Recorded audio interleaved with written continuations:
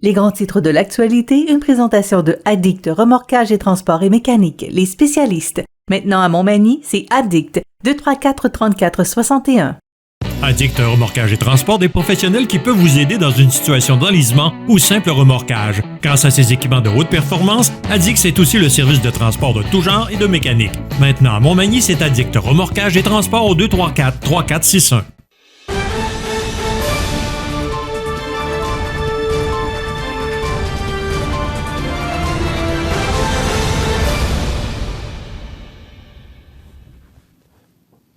Les grands titres de l'actualité de ce jeudi 22 décembre. José Soucy, bon matin. Bon matin.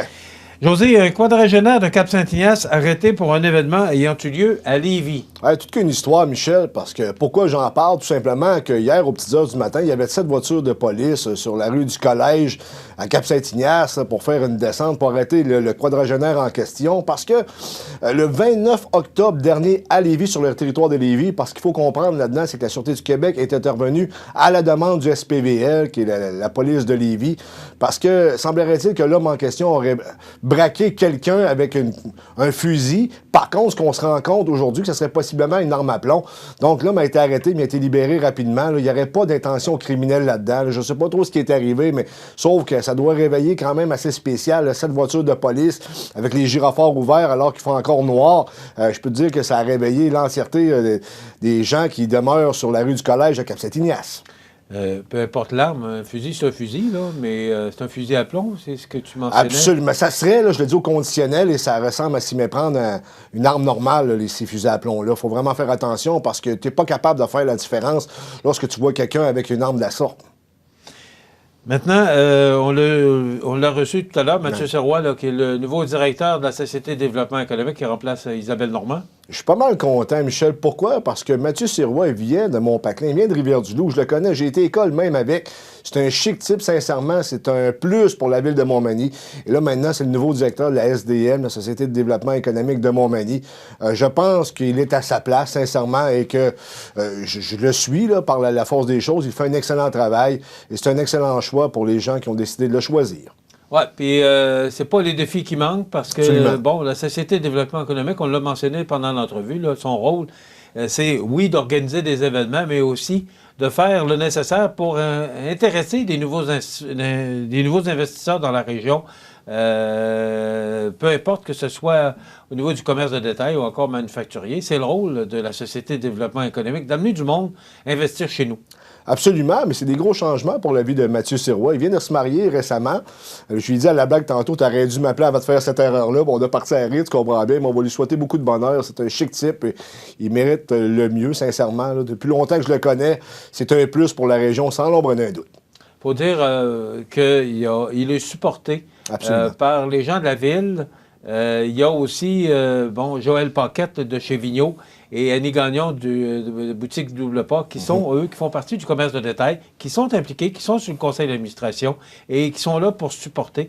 Il y a des conseillers municipaux, Marc Landois, entre autres, et Sylvie Boulay, là, des conseillers et conseillères pour le conseil municipal de la ville de Montmagny, qui supportent cet organisme-là. Donc, il y a du monde autour de Mathieu pour lui donner le support nécessaire là, pour réussir dans ses nouvelles fonctions. Il est en remplacement d'Isabelle Normand par ailleurs. Oui. Écoute, il est dynamique, ce bonhomme-là. Oui. Et on va lui souhaiter bonne chance et félicitations dans ses nouvelles fonctions. Bon, tu veux nous parler ce matin qu'il y a encore des drapeaux tout croche dans la région? Écoute, je sais que je passe pour un père fouettard localement lorsque je parle des drapeaux, mais tu sais, des fois, c'est une vraie honte. Sincèrement, là, c'est la Sûreté du Québec là, qui est sur la rue des Entrepreneurs, là, le poste de police de la MRC de Montmagny, de la Sûreté du Québec de la MRC de Montmagny, qui ont un drapeau qui a 2 fleurs de lys qui sont complètement disparus. Je veux dire, c'est notre police nationale. Et j'invite ce matin notre nouveau député Mathieu Rivet, qui est un député de la CAQ, et que la CAQ est supposée être nationaliste, qu'il aille peut-être leur porter un drapeau pour... il me semble que c'est la moindre des choses. Je veux dire, c'est notre police nationale. Là, j'accuse pas les policiers ce matin. Ils font un excellent travail. J'ai l'occasion de découvrir quand même allègrement. Mais il me semble qu'il y a un petit effort de ce côté-là. On va voir. Cogner à la porte du député. D'après moi, il va vous trouver un drapeau. Ça sera pas trop long. Parce que vous, quand même, vous représentez notre police. Vous êtes la police nationale, la Sûreté du Québec. Je pense que ça serait idéal si on était capable d'avoir un drapeau digne de ce nom à la place d'avoir une moitié de drapeau. Là, je te parlerai pas du drapeau que j'avais vu à Notre-Dame-du-Rosaire, là, au bureau municipal, où c'était c'était littéralement une guenille. À un moment donné, un peu de fierté, là, je pense que... J'en demande-tu trop, me semble. Il n'y a pas de loi là-dessus? Il n'y a pas un règlement? Absolument, mais on n'est aucunement respecté. Je me souviens que j'avais fait un texte à un moment donné sur le drapeau du palais de justice à Montmagny, qui était tout croche aussi. Ça n'avait pas été trop long dans le temps que le bureau de Norbert Morin, parce que ça s'était fait à l'époque où Norbert Morin était le député, je pense que c'était Julien Mercier-Caron qui s'était levé, qui avait pris un drapeau, qui avait été le porté directement au palais de justice. Là, je me suis rendu compte qu'il y a encore de la fierté. Également, ça m'était arrivé à Berthier-sur-Mer à l'école où on avait un drapeau en lambeaux, en 3 morceaux. Ça n'a pas été trop long que le directeur de l'école a pris son courage à 2 mains et a été le changer rapidement. M'attendez pas que je fasse une nouvelle à CMA TV pour le changer. Là. Il me semble que ça devrait être naturel, du moins pour les édifices publics appartenant à l'État québécois. En tout cas, j'ai hâte de voir si tu vas être entendu.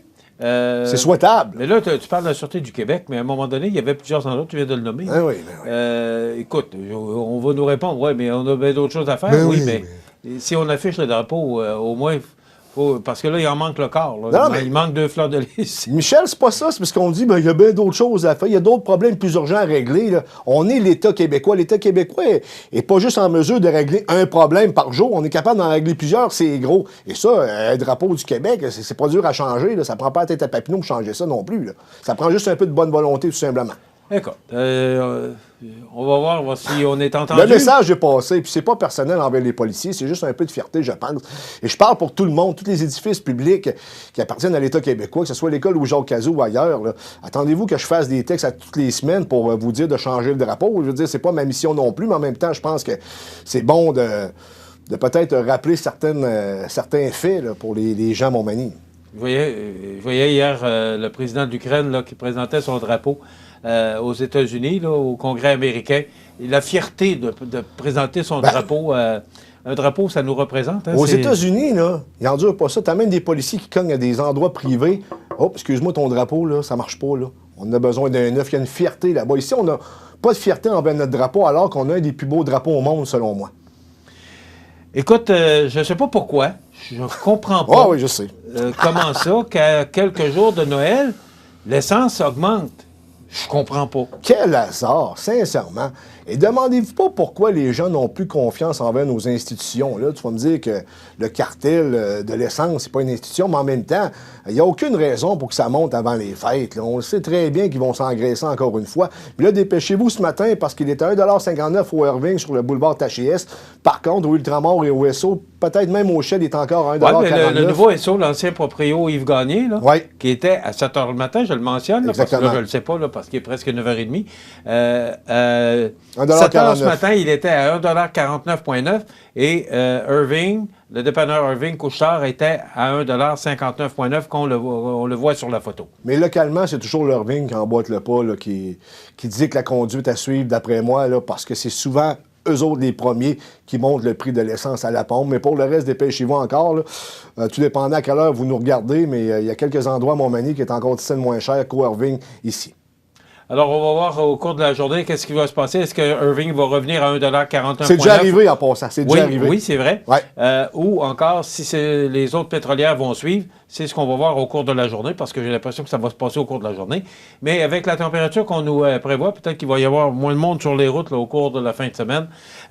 Justement, concernant les prévisions de la météo, on nous informe ce matin que le Uniprix Santé, situé au 79 de la Fabrique, pour le vendredi 23 décembre, en raison des conditions climatiques, sera fermé. Donc, c'est la succursale Uniprix du complexe santé qui demeure ouverte sur le boulevard Taché. C'est le Uniprix sur l'avenue de la Fabrique qui sera fermé demain, vendredi 23 décembre. Veuillez en prendre note. José, on nous prévoit du mauvais temps. On ne sait pas trop sur quel pied danser, là, mais on a eu quand même des prévisions assez complètes de Marie-Ève tantôt. Vendredi ou samedi que ça commence? Oui. Mais c'est ça commence. C'est parce que ce sont les vents forts, mais surtout, c'est de la neige, du verglas, de la pluie. Ça va revenir en neige Alors, imaginez-vous, là, parce qu'on va avoir du temps d'eau, on parle de 5 degrés demain, et ça va osciller aux alentours de moins 8, moins 10 samedi pour la veille de Noël. Donc, si vous avez à vous préparer, peut-être le faire. On ne sait pas, des fois, et je pense que c'est de la prévention qu'on fait, de vous annoncer que Environnement Canada nous prédit une tempête de neige et de pluie et de verglas.